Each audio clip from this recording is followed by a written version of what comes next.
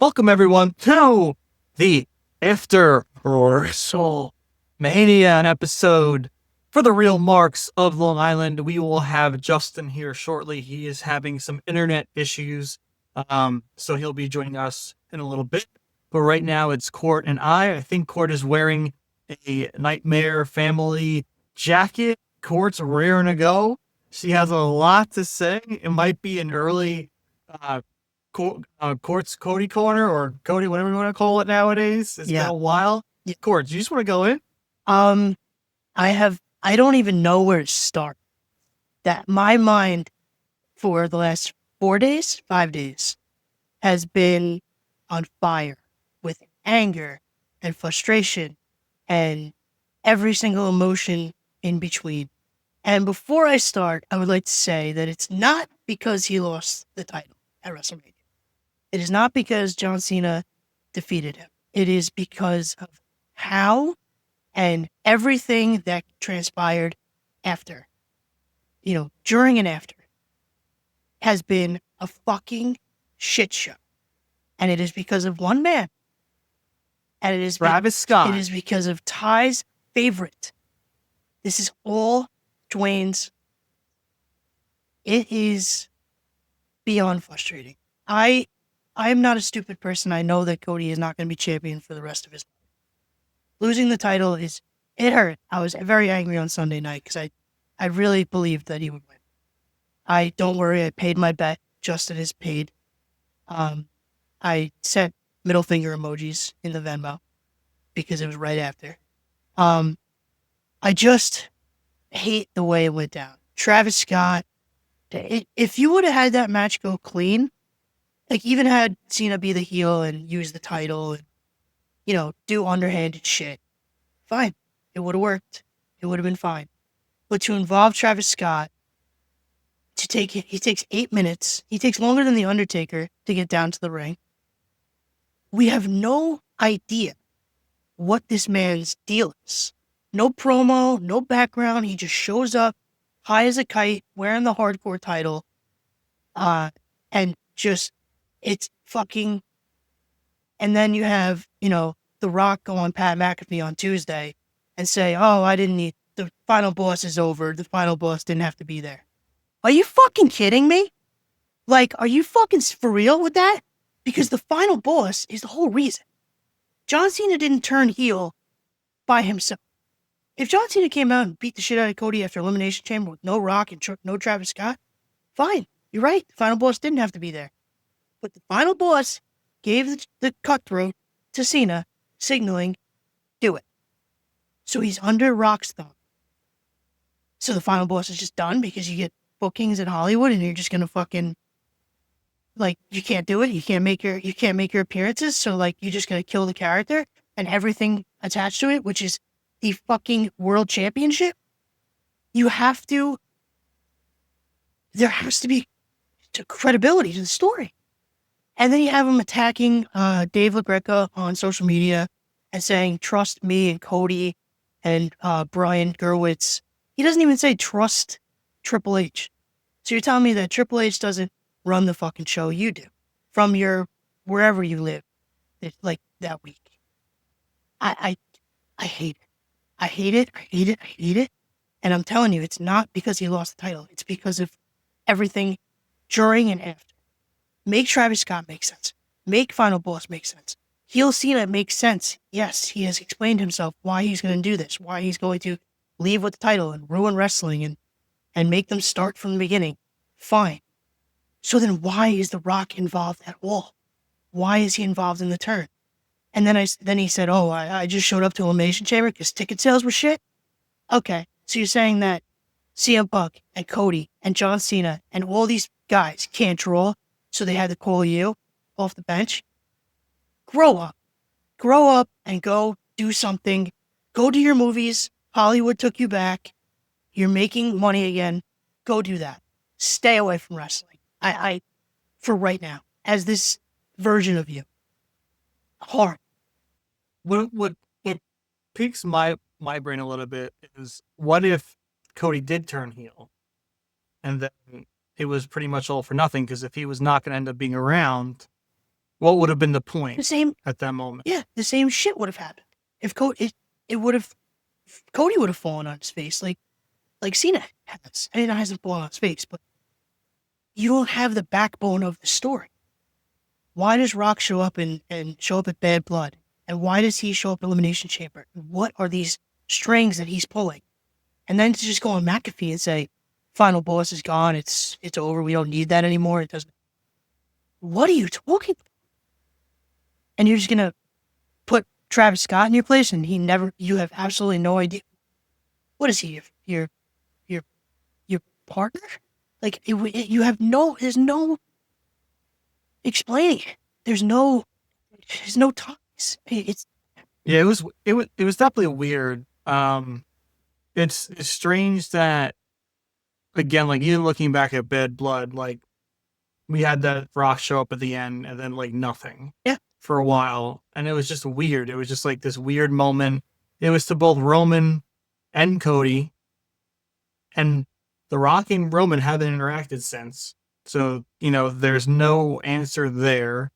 I think the other thing that kind of blew everything out of proportion is the fact that, like, he was breaking kayfabe, like, on Netflix. Yep. And, like, there was these weird moments where, like, you and Cody are buds, but you were enemies, and then you're drinking tequila together, but now you want him to be his champion and become a heel, but then you recruit John Cena, and then you don't show up at WrestleMania. I just think, you can make the time to show up for, Pat McAfee's, podcast for how long it was. I know he wasn't in studio, right? I forget. no, I I don't think he was on in a studio. call. I think it was. Yeah, but regardless, like, it's the biggest wrestling, event of the year. Like, especially everyone knows that date so far out. I feel like he should have prioritized being there.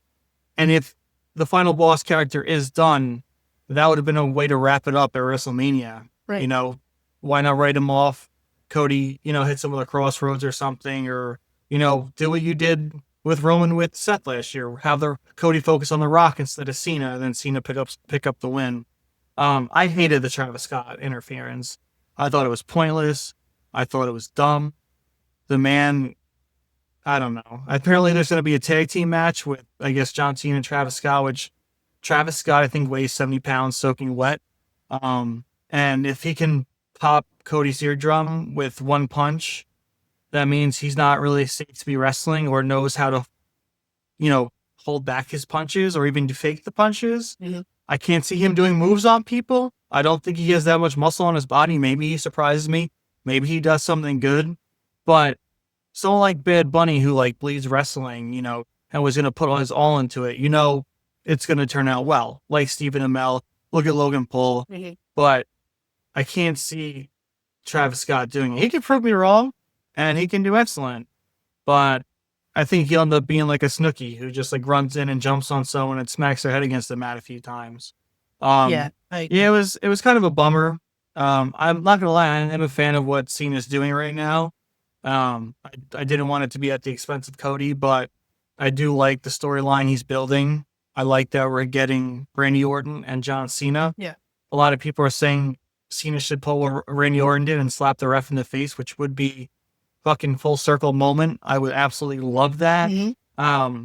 But dude, I saw a post on Instagram with John Cena hold up the belt, and I wrote a comment under it. I said, Randy Orton 18-time champ button right here, and pointed to the heart button. I wish people liked it. Like, I don't want, fuck the 17 times. Randy should be the 18-time world champion. Yep. Have him be the number one, record holder. And honestly, why not have Randy beat John Cena, get 15, make him push up there. I don't know. I feel like him, Orton and Randy could put up a fucking, a race to see who can win the most championships. Randy's right there. I think he deserves it. He's never left. He's been a soldier on the ground for all these years. Cena's went to Hollywood. I know people love Super Cena and love Cena so much. We saw everyone cheering him at WrestleMania. But Randy's my guy. Me and Court cheered for him back in 2008. Royal Rumble, Madison Square Garden, beating on Jeff Hardy. Best. The best opponent for Randy, just to demolish an MSG. But in my opinion, Randy Orton's the GOAT. He freaking deserves it. He has come come such a long way from being like an immature young champion who was very confident, very cocky to what he is now. And that is the GOAT. Yeah, I agree with you. And like you said, I'm not mad at Cena's character, the way he's portraying it. He's doing well with the heel run, and I like it. It's just that the backbone, there's no back. It's like, I wish that Cena would have just beat the crap out of Cody after Elimination Chamber, and they could have went at it on their own with no Travis Scott, no Rock. And I love Randy and Cena. I knew we were going to get it eventually. I think everyone did. Their timeless classic rivalry. And it's very strange to see Randy as the babyface and Cena as the heel. But I would love if Randy beat him and then, Cena moves on to win Money in the Bank and screw over Jey Uso or something. And then you can get Randy and Cody for the title and do that feud that I've been dying for. I can't get this. Like I said, I think Cena doing, walking out with the belt backwards and put the towel up and the Planktron and all of that is cool. It just didn't need the other shit attached. So I'm looking forward to Backlash. I think that, Cena and Randy will kill it. Maybe he cannot yell the spots so loudly and so clearly. And he has definitely 1,000,000% lost a step. People are blaming Cody for that as well. So, fuck you guys. I mean, the disrespect for Cody on the internet the past week has been something that I feel like I'm back in 2009 Legacy, fighting with people about Ted DiBiase Jr. and Cody Rhodes. It's just like, the guy's been your champion. He has showed up to everything. He has been the guy. And now you're just going to shit on him because, oh, look, a shiny heel John Cena. Like, stay in your fucking lane. Like, keep your allegiances right. It's, and I don't know where Cody goes from here. People are like, oh, he might take time off. I can't see it. I can't see Cody taking time off. I just can't. Do we know if he's? I don't know. I don't know if he's booked for Friday. Friday, is he? I didn't see anything. He's like, he hasn't posted his April and May schedule. Like, the last schedule he posted was March. I think internally he's listed. But if he doesn't show up on SmackDown, then yeah, he's taking. I agree. But right, he deserves it, absolutely. But when you're at, you're at this level, and Cody of all people has said this in the past. Like, when you're hot, like, you can't just stop. Like, an injury takes you out, or scheduling conflict, like a movie or something. You can't. You lose that edge, and you can come back in 3 months and get a huge pop and be back over. That's a possibility, but I just have this bad taste in my mouth, and it's still there. Raw was amazing. It was off the charts good. And I was slowly, getting less angry, and then Rock went on McAfee. So my anger. I'm not such a well. I like what John Cena said about the fans, and he addressed it on Monday, saying, "Look at this. You're booing Cody on Friday, but then you start cheering him again on Friday, and now it's Sunday, and you're booing Cody again, and now it's Monday, and you're booing him and cheering me." He's like, "You guys don't know what the fuck you want, and you're proving my point right, and that's why I'm walking out with this championship." And I think that was a save for Cody too. I think John Cena acknowledging the fans' fickleness of Cody Rhodes was amazing. I think that was a good point to have in there to save face for him too. But I honestly think Cody will take time off, especially because if he does go away, I don't think it's going to hurt his heat. I think that WrestleMania weekend showed that John Cena's hot and all these people want to see this heel John Cena run. So I can't see Cody coming back to that peak face that he was at until the end of John Cena's reign. And I'm not going to say he's not going to come back until John Cena's, ready to retire in December. I think he's going to come back in a month or two and maybe start his journey back to saving pro wrestling from John Cena. Someone fill me in, please. My internet was giving me one hell of an effort here. So what's Yeah, going we're on? just, just talking about John Cena and Cody Rhodes. The Rock courted her Cody's Yeah, corner. you missed me. Oh You no, missed, I'll have to you missed listen a hell to of it a when rant. Yeah. I'll get. Don't worry. It's still here. There. More will come out. So, you'll probably disagree because we spoke in our group chat, but for me it was really it truthfully was like a Rock Hogan type vibe at WrestleMania. And now you said the Vegas crowds and WrestleMania crowds are known to be like edgy, but even for the Cena promo back, he was still getting cheered. I personally think until Orton snuck under and gave him the RKO. But with Cody, you guys really think he's just going to go away for like 2 months now? I don't. Or doesn't think so. I don't. I think so. I think he's been the fucking workhorse the whole entire year. 368 or whatever, 370 something days. Like, he's been every day, whether it's media appearances, wrestling, house shows, he's signings, he's done it all globally. And that means he's away from his family. He has a young daughter. Like, you're missing key moments with your child. So, like, I feel like if they're putting all that effort in, I think he's going to take time off, as he should, to be with his family, to enjoy, the moments that he missed over the past year. Because, that shit's hard. And not to say he didn't fly back, he did when he can, but nothing's like spending, consecutive days in a normal life with your family instead of just popping in for a day or two and flying back out. I think it's a lot for a family. I think people who have that kind of lifestyle really can't sustain, a long championship reign past like a year. It's a lot. Like, look what Roman did. Roman was the champion that took, the whole year off. He got to spend time with his family, but barely showed up, wrestled pay-per-views, and Cody's not doing that. If Cody's going to be champion, he's going to be there day in, day out, Monday to Sunday, appearances. And that's like that kind of wrestler and that kind of champion with a family. Like, if you don't have a family and you're on your own and you want to, live that lifestyle, you could be champ for fucking 4 or 5 years. It's going to get lonely as hell, but you'll be the champ. Yeah. But Cody's got a lot in his life. He's got a big family. He's a big family person. So, and like I said, he's not going to stop wrestling if he's the champion. So I think he deserves, a month or two off at this point. Just enjoy himself. Yeah, I agree with you on that. It's just to me, Cody has always said, like, I don't know how many years I have left, and I just feel like he wants to soak up every moment. Like, I know that he said in an interview once Libby's like 9, 10, like, he's done. Like, he's going to just go and, go to Georgia and just be gone. So I just think, we'll see. It really depends what happens tomorrow. So I haven't checked Cody's social media, but you know how he usually posts which dates he'll be like. Yeah. Did he post that at all? No. Do we know when? No, he didn't. He hasn't posted. He hasn't posted since like April or May. The last schedule he posted in March.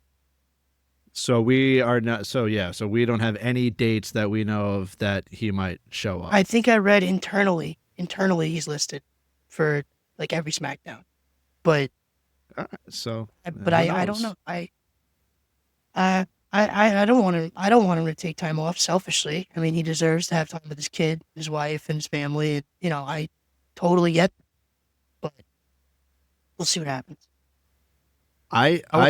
Sorry, Ty. I just don't. So if Cena's scheduled for SmackDown, now obviously we saw Orton RKO Cena, so it looks like that's going to be the next title match: Randy Orton, John Cena. I just don't know how you.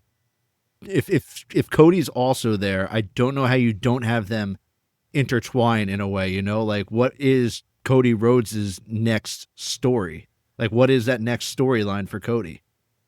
Getting back to number one contendership. They don't do the you lose your match, you lose the title, you get a rematch anymore. That's been out the window for numerous years now. So that's why, like I said, I think he takes time off. I think then he starts his road back, to number one contendership, and then also stopping John Cena from ruining pro wrestling. Yeah.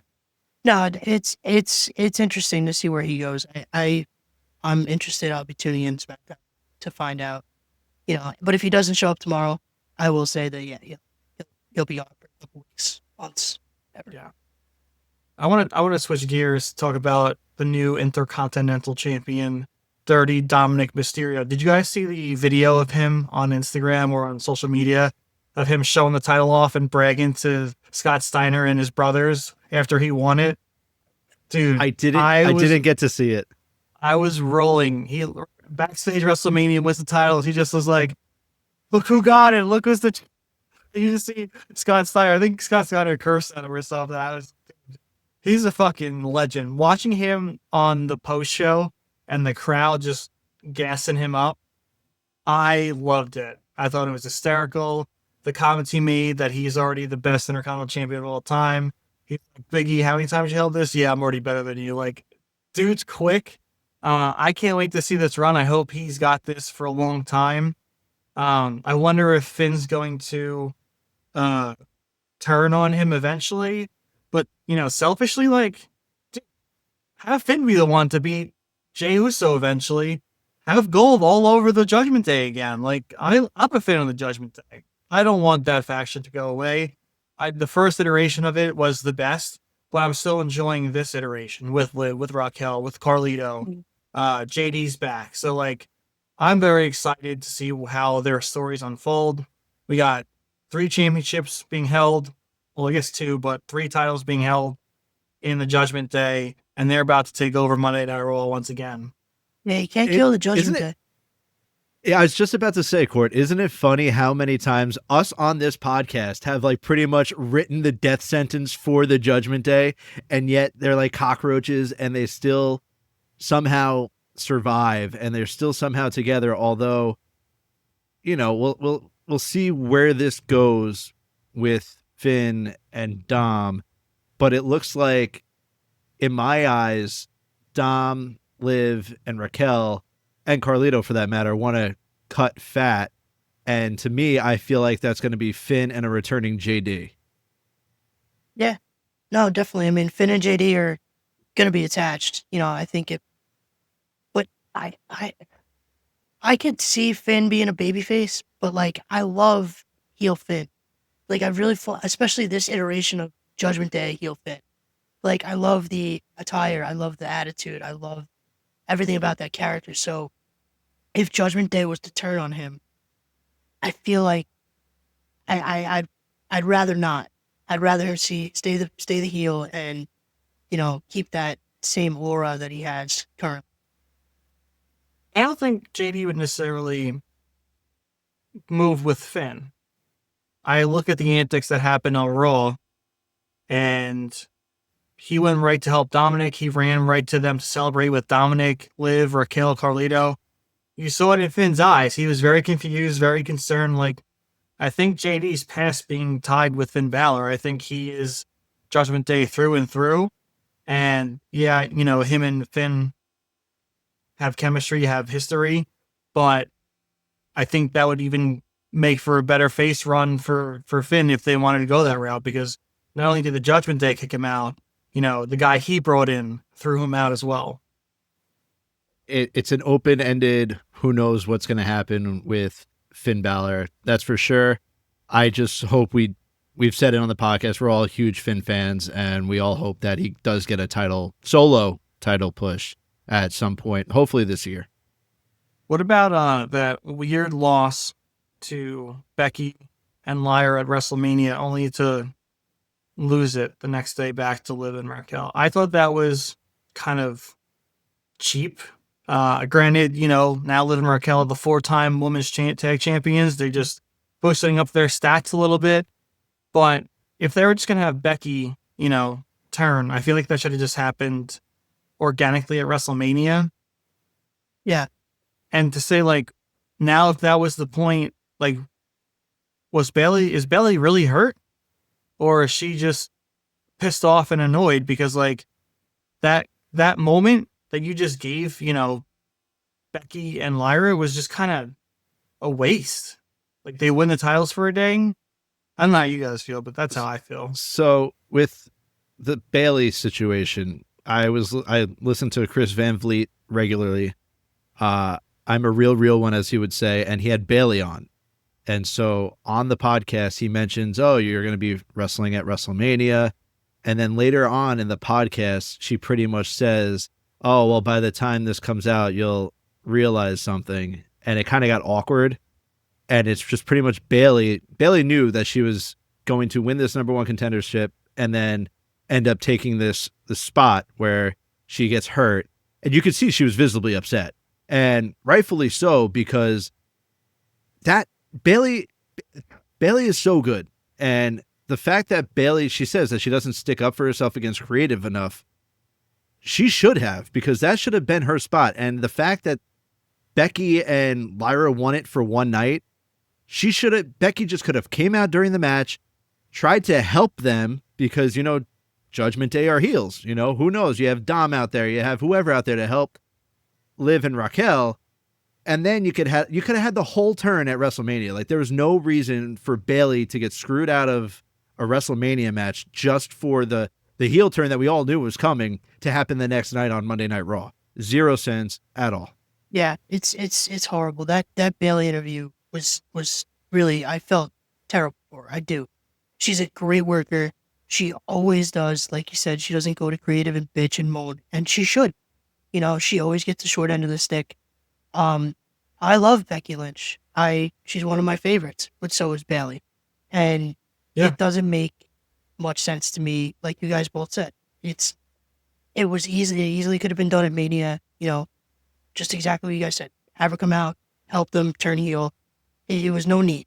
I don't know, you know, if they were just trying to do a shocking moment, you know, like Becky returns and she's back to, you know, big time Bex and Becky Hogan, whatever the fuck they call her.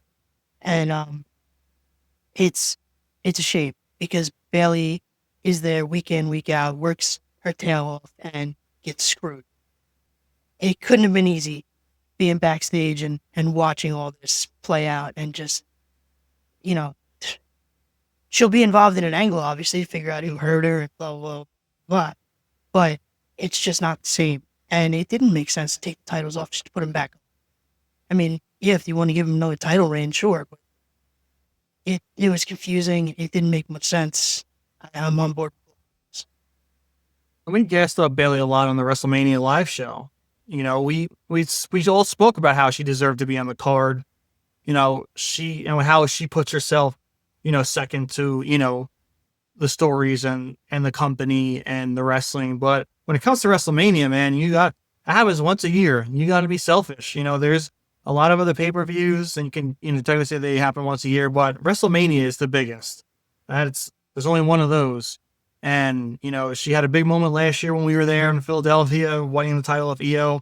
But look at EO. EO's back in the title picture, walking in again WrestleMania as, you know, champion, and now this time leaving as champion.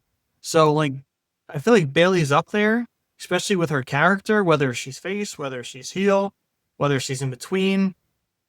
I don't know, man. I just had a bad taste when they had that awful segment when she was hurt in the backstage, and they had like the two weird, referees or EMTs. Like, oh, it's not good. Like, you're holding her, like you're afraid to touch her, but you somehow know her shoulder's not good. Like, Yeah.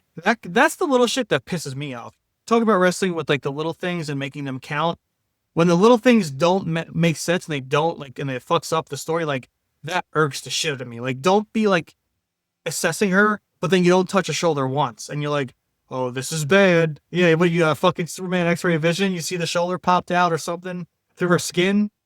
That's the shit that fucking gets me going.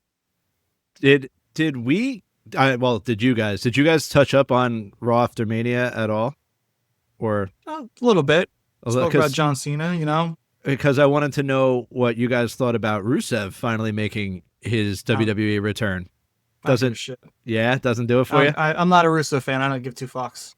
I hope they don't pull the Vince treatment on him and bring him back to like funny, goofy character. Let the man kick ass. Let the man be a brute. But personally, I'm not a fan of the character. Yeah, I mean, I'm happy he's back. Good for him. But, and I like the whole angle with, you know, coming out during the New Day and Alpha Academy. And it was fine. It didn't do anything for me personally. Like Ty said, he's not like somebody I freak out over. You know, Rusev Day was fun back in the day, but We'll see. I mean, I think they can build him as a huge monster, and I'm sure that's where they're going with it. The crowd was chanting Rusev Day, which I felt bad about.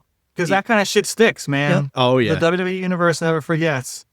And that shit sticks. I'll tell you what, though. He looked yoked. He looked in shape, and he looked incredible.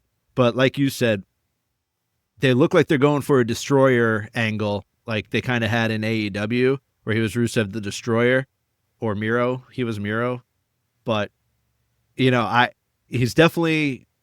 It looks right now, it looks like he's a heel. So Rusev Day better get cut out. Like, if the crowd realizes he's a heel, please don't pull that shit. Like, let's not do that and instantly ruin anything that they're trying to drive for Rusev. But we got to remember. Apparently Lana signed a Legends contract too, which I would rather him like not go back, to the same thing. I think that in itself is not a good look. It's not a good angle. I feel like him solo doing his own thing, destroying, maybe a little bit better. But if they go back to like this thing with Lana, I don't know. It's not my cup of tea. Yeah. And with the Rusev Day thing, we got to remember too, it's the Raw after Mania. That's a smart crowd. They're being obnoxious. If he shows up next week, I'd be surprised if we heard it, or if it was that. I also want to go into this new Paul Heyman faction. Yes. With the big surprise of the century. We got Seth Rollins, Paul Heyman, and now Braun Breaker. I was curious to know, after he dropped the title, what his plans would be. Oh boy, am I excited. Yeah, it's pretty much written in the stars. Like, we saw Paul Heyman with Braun Breaker in NXT, just like hyping him up. He's a perfect Paul Heyman guy. And honestly, if we should have seen it coming in a way, just because once he dropped that title, like, we should have known instantly, like, all right, he's going to be Seth Rollins, like, muscle. He's going to be the muscle. Seth is going to, they're going to just eat each other up, and they're going to perfectly align. But now the question is Becky going to be the first Paul Heyman woman? Paul Heyman man? Yeah, Paul Heyman man. I would love to see Becky in it. I would love to see, we just spoke with her, like Bailey do a huge heel turn and be like fed up with the shit and be like, I need somebody to fight for me, creatively. Like, let me be a Paul Heyman girl and like get in there. But I could definitely see a woman joining. I could also see throwing another guy in there, do like a Carmelo. People have said Theory or Waller or something. Could totally see it. But if they're gonna be a Raw faction, it kind of nixes that whole. I mean, I think Austin Theory's now and Waller on the Raw now, but kind of nixes. Who's the first person you said? Carmelo. Bailey. Oh, Bailey. Carmelo. Thank you. So it kind of nixes Carmelo. Carmelo's curling with the Miz and that fucking weird faction. Good for him for winning the Andre the Giant Battle Royal. I was happy about that. Even the Miz taking one for the team too for him to win it. I thought that was awesome. I just feel bad for him because, he had so much stock in him in NXT and going to SmackDown, wrestling Cody on his, first night, like set the tone for himself really high. And it's kind of just been, a wash. Besides the 7 matches with Andrade, like that was a cool program for him to be in. But again, like more substance for that man. Like we look at Trick Williams, and as Javon Evans said it best, like you're not even Trick, you're not even Trick anymore. You're Carmelo, Carmelo Hayes. And he is. Like, if you look at Trick, the way he's dressed and the way he's acting, the way, he's talking, like he is being what Carmelo was, last year. And just hope that you do focus on SmackDown a bit for Carmelo. But with Jacob Fatu holding down the United States title grind, like that's going to be tough. So speaking of Trick Williams, how about Joe Hendry? What a week that guy has had. I mean, I don't know if you guys got into it, but that guy defends his title on TNA, and then he's in the ring with Randy fucking Orton. He has this huge, tremendous pop. I agree with him. Like, people said, like, they buried him. They did not bury Joe Hendry. Not at all. Like, even Orton doing his whole turnaround into into the Orton pose is brilliant. And then he shows up on NXT and he's in the ring with Obafemi and Trick Williams face to face. Like, that guy is just having a week. Let's go, Joe Hendry. God. We love Joe Hendry. And I think I read somewhere that Randy, like, wanted it. He was like, I want Joe Hendry. And you could tell when he makes his entrance, Randy is like, he's approving. And that's massive. I mean, great for Joe Hendry, man. He's awesome. The people I was watching with, like, who is this? I'm like, let me enjoy this, please. I'm forgetting what podcast Joe Hendry was on right after that, but he said that, Justin. He said, like, I wasn't buried. Like, that was a huge nod. Like, even Triple H said, this is not your last time at the big stage. This is just an introduction. This is a taste of you at WrestleMania. And that's exciting. He's, that's where everyone wants to be. You have a WrestleMania moment with one of the greatest, if not the greatest of all time, who is going to be the 18-time world champion and beat John Cena in the near future. But being with Randy Orton, especially like coming from that realm, 3 years ago, you would have never seen this. This would have never been possible. And now you have the TNA champion who's super over. Everyone's singing his song, chanting "We Believe," and then gets to have one of the, like, it was a meme, but also one of the most iconic RKOs of all time now, because while Joe Henry's doing his turnaround, out of nowhere comes the RKO. That was the perfect spot for that to happen with those two people. When that happened, I lost it. It was so good. I was so happy for Hendry. I was happy for, like, Orton. I was happy for the crowd. Like, that moment itself is going to be timeless, especially like you guys both mentioned, the turnaround to the Orton pose, like, everything about that match, the length, especially with, being in there with Randy Orton, the little bit of back and forth they had. I think everything about their match was perfect. And so with Obafemi, like, those two staring off, it's a tease into, Oba says, don't do what Moose did, which also teases, all right, here we go. Maybe we're going to get Hendry and Oba. And we've spoken about it. Oba, it's going to take a lot to dethrone him. But if there's a title that WWE wants to give to Joe Hendry as like good faith, and to TNA in good faith, I think Joe Hendry might be the first inter-company champion where he's the TNA world champion and he can knock off Oba, and then Oba gets called up to the main roster, and there you go. Joe Hendry's your NXT champion and your TNA world heavyweight champion. I see it. Awesome. I see it happening. Like, I would love can that. you guys imagine, like, 5 years ago, if we were like, think about WrestleMania and the TNA world champion shows up on WrestleMania? Like, we would be like, what? No way it would happen. It's a huge moment, and Joe Hendry deserves it, man. He is over. He did all that himself, man. He worked his tail off to the bone, and fucking props to him. I love that. Yeah. We're at 38 minutes. Can we talk about what possibly might come tomorrow night, or tonight, should I say, on SmackDown? We have the returning... The SmackDown tag title match that should have been at WrestleMania. Well, not just that. We also have the returning Aleister Black, or Malachi Black, whichever name he's going to go by. And then I know Alexa Bliss posted on Instagram that she's on the road. So do we finally get the Wyatt Six back? I would love if they showed back up. But it has to be the right way. And, like, who do they go after now? Like, especially on SmackDown. The Bloodline? Like, do they go after, like, Solo and Tonga? And, you know what I mean? I don't know. There's no real factions on SmackDown. Right? Yeah. I can't think of anyone. Yeah, I think the Wyatt Six has to kind of be cross-brand, because if you're going to just put them on SmackDown, there's no one for them. Yeah. I think you have, on Raw, you have the Judgment Day, you have American Made, you have this new faction with Paul Heyman, Seth Rollins, Braun Breaker, and whoever else they bring in. Like, Raw's faction heavy, and I love that. Like, that's my favorite shit. Especially the way Judgment Day does it. Like, they can go separate, or they can also come together and help each other out. They don't have to be together all the time. Like, if you look at the old DX days and the old Evolution days, like, they were always together, always, never apart, never separating to their own stories. They always intertwine. But it's nice when the Judgment Day, they can go do their own things, but then they have segments that like bring them back together, but they're just having like a moment in the clubhouse.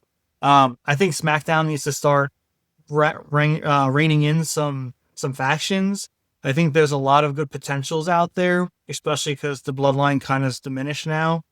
And is Tagaloa ever going to show up again, or is he just gone?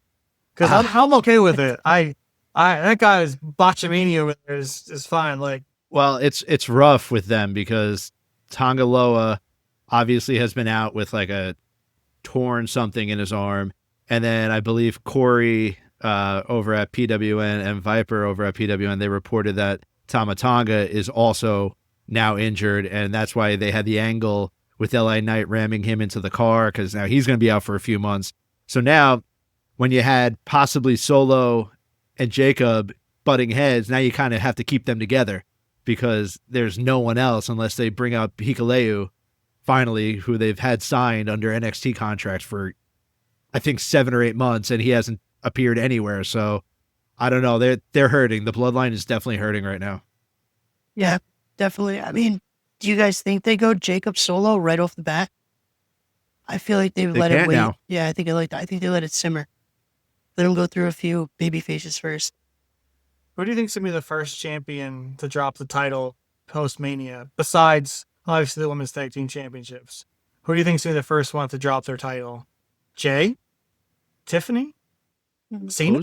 Randy? Post Mania. Tiffany, maybe? Io? I don't think Io. Jay might be the answer, unfortunately. I'm just trying to think. I don't think it's Dom. Don't think it's Dom. They're going to keep that title on Dom for a while. No way it's Jacob. There's no way it's Jacob. No way it's Cena. Besides the women's tag champs, I would have to New Day. Oh, maybe. Nah, dude. New Day's holding those championships for a while, man. They like we spoke about it for WrestleMania. Like, they need a spark in the Raw tag division, and that spark is the New Day. But thank God. But why not? The New Day? why not a debuting Fraxium? Fraxium comes up and they defeat the. True. It could happen. I did call it. Yeah, I think Fraxium's gonna drop the belts at Stand and Deliver, and I'm like, great segue for them to come over to Raw, feud for those tag titles. Yeah, I would love. They'll definitely be up soon, so I could see that. Could see Tiffany, not Charlotte. That's a whole debacle that I don't even want to start. But real quick on Jay, do we think we get Sammy? Nice heel Sammy, turning on Jay. Hey, Karrion Kross he's a manipulator, man. He's already gotten his fingertips on Sammy's brain, so might be a thing. Karrion Kross needs the biggest push. It's unbelievable what he's doing on social media. And I don't know if you guys got into it, but that sit down where he just interrupted Sam Roberts, and he's like, "Sam, you're a good guy. I don't know why you're in this company." Like, and he just went off and he blurred the lines, and Scarlett even started tapping him, calling him by his real name. It was like a pipe bomb. It was like The Miz with Daniel Bryan, on Talking Smack or whatever it was. It got that real. And the fact that he's getting a reaction now from the crowd, Triple H needs to realize that. And he has to, maybe this is all part of the whole plan. Who knows? Yeah. But something has to happen with Karrion Kross. He cannot be buried anymore. He cannot be left off shows anymore. He has to be there every Monday night. Well, I think unfortunately, like in this day and age with the star power you have on these shows, like you need to do something to stand out. And Karrion was a Triple H guy. Vince was the one that let him go. Guess who brought his ass back to the building? It was Triple H. Yeah. I think Triple H wants to do something with him, but because of how stacked the entire roster is from Raw to NXT to SmackDown, you got to make yourself known. And it's not going to be, through segments on SmackDown or Raw. It helps, but you need to do something that stands out. And that interview, that moment he had, that's exactly what he needed. And it's not like he's getting punished for it, because on Monday Night Raw, He was there smirking at the New Day, who are holding the World Tag Team Championships. So I think it's only a matter of time before he really gets the push he deserves. I think he's going to have a feud with AJ Styles. I think they're going to fucking slap. And then I think he's going to get pushed a bit. I could see him being the one to be the next Intercontinental Champion. Yeah. Well, is he on SmackDown? I forget. I honestly forget where he is at. Well, he kind of lurks in a way. He lurks in a weird way. Yeah, but I believe he's a Raw superstar. Yeah. Yeah, he's been like you said, the social media stuff, just the nuances backstage, the promo after WrestleMania, even during the AJ Styles match, like calling him Alan, and like just these little things that he does.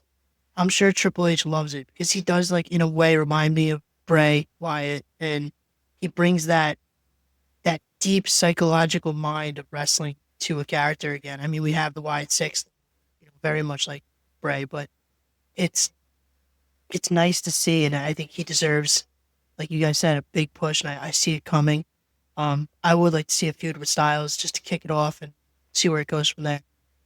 I do want to switch gears. You guys just brought it up. You said maybe not touch it, but I do want to touch it. Charlotte, Tiffany. Tiffany was beat the fuck up during that match. And we spoke about her being professional and this match being professional going into WrestleMania. Boy, was it not fucking professional. I'll tell you that much. We all called it. We said if it's professional, it'll be a great match. If it's not, it's going to be scrappy. It's going to be hard to watch. It's not going to be very enticing. And people are going to say, like, yeah, they beat each other up. It was great. But when Charlotte's trying to, like, change spots around on the fly and not sell and sandbag herself, the last minute of that fucking match, when Tiffany went to go slam her down, she just completely sandbagged, and you can see it. And it's like, you are really a piece of fucking shit for not only, like, not putting over Tiffany, but because, it got a little bit real just because you've pushed the envelope but didn't let her talk the week before. You can't, you can dish it out, but you can't take it. I knew the finish was happening when she sandbagged so hard in that moment. I'm like, oh, well, this is her, showing off that she doesn't want to really fucking lose, but here she goes. I couldn't believe what the fuck I watched. I don't know how other people feel about it. I didn't really look into it that much, but that moment, that ending right there, especially when, Justin, you mentioned, look at her fucking tooth, and when she comes out, and you can see bruises and shit. And I'm like, no one else came out of WrestleMania looking like that. Why did that have to happen? It's fucking so unprofessional. There's no place for it. There's no place for it. Not in this day and age. It's selfish. It's self-entitled. I hated every second of it. Tiffany doesn't deserve that. The women's division doesn't deserve that. No one deserves that. Like, we don't care about your last name. We don't care about what you think you deserve, what you think you earned. Fuck off. Like, go to AEW. Tony Khan will push you through the roof. Just go. Eat that shit up. Yeah, he'll love it. Just go there. There's no place for WWE. There's just.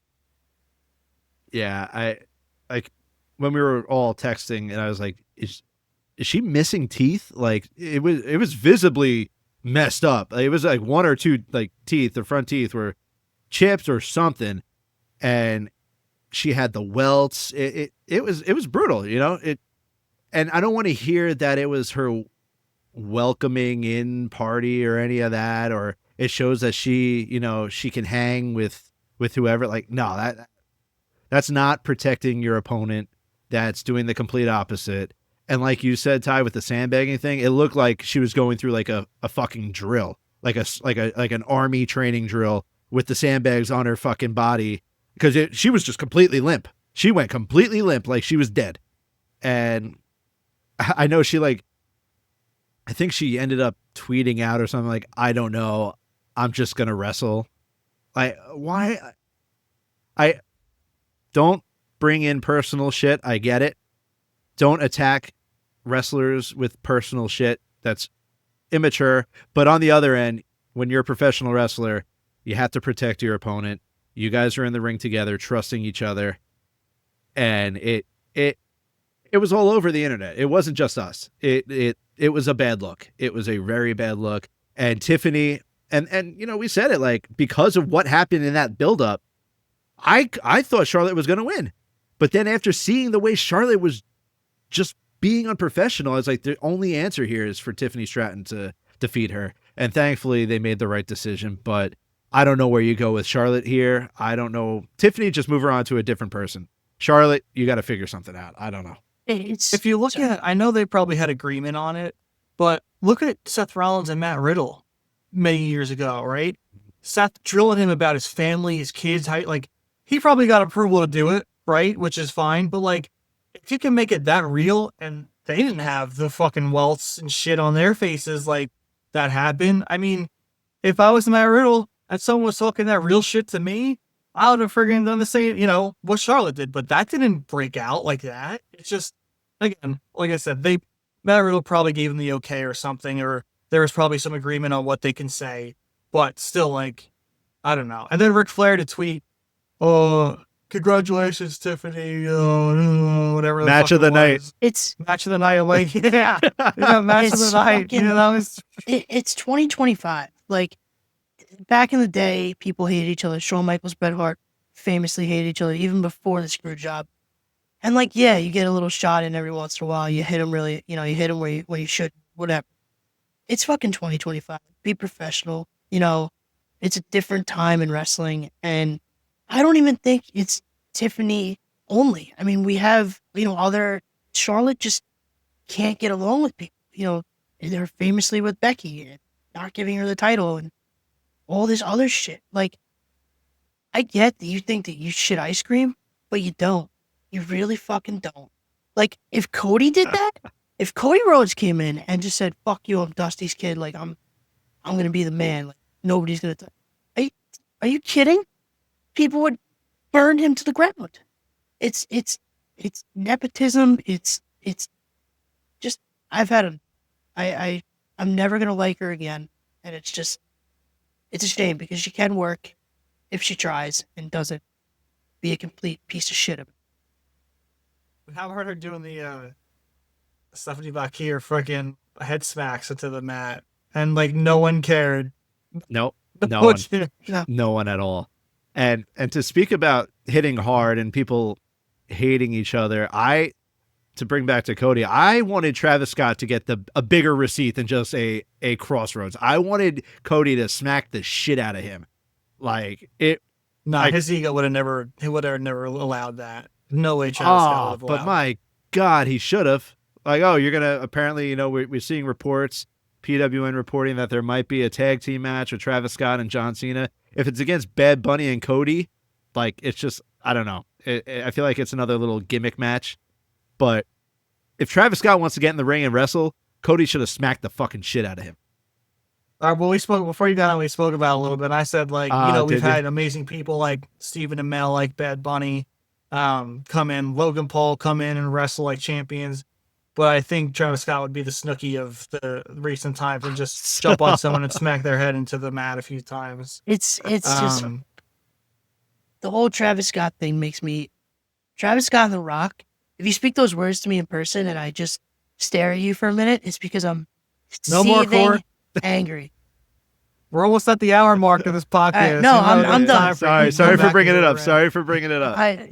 Speak to me in person and you'll hear my take. I did my. Everyone knows.